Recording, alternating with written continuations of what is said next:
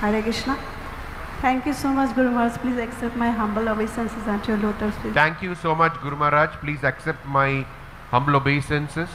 Gurudev, you are so merciful.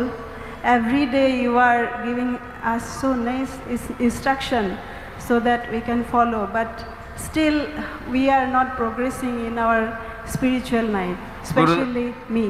গুরুদেব, আপনি এতই দয়ালু যে প্রতিদিন আপনি আমাদেরকে ক্লাস দেন, প্রতিদিন আমাদেরকে উপদেশ দিচ্ছেন, কিন্তু আমরা এতই অধঃপতিত যে আমরা সেগুলি যথাযথভাবে গ্রহণ করতে পারছি না।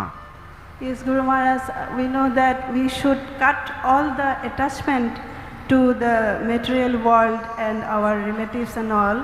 আমাদের গুরু মহারাজ আমাদের সমস্ত রকমের জড়জগতের প্রতি সম্পর্ক এবং আমাদের আত্মীয় স্বজনের প্রতি সম্পর্ক আমাদের ছেদন করা উচিত। Then only we can go back to Godhead. তাহলে কেবল আমরা ভগবত ধামে ফিরে যেতে পারবো। So I feel it's so difficult to cut down the attachment. কিন্তু আমি এই সমস্ত আসক্তি ছেদন করতে বা আসক্তি থেকে দূরে থাকতে এতই কঠিন, এটাকে এত কঠিন ভাবে অনুভব করছি, কঠিন বলে মনে করছি। And we don't have the purity in us, especially me. এবং আমাদের কোনো শুদ্ধতা নেই, বিশেষ করে আমার মাঝে কোনো শুদ্ধতা নেই। So Gurudev, how to bring purity in us?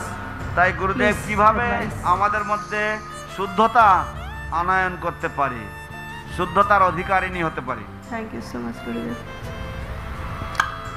Now we read in this Bhagavatam verse how the pure devotees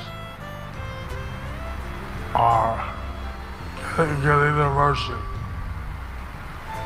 So we read in this Bhagavatam verse how the pure devotees, they're carrying the mercy. তো তুমি শ্রবণ করেছ এই শ্রীমদ্ ভাগবত class থেকে যে কিভাবে শুদ্ধ ভক্তগণ তারা এই কৃপা লাভ করছেন।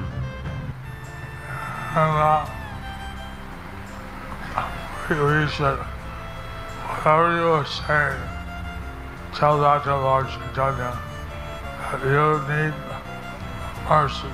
So whatever you say, tell that to Lord Chaitanya, that you need the mercy. I need the mercy. I need the mercy. তো তুমি সেটা চৈতন্য মহাপ্রভুকে বলো যে আমার কৃপার দরকার, আমার কৃপা দরকার।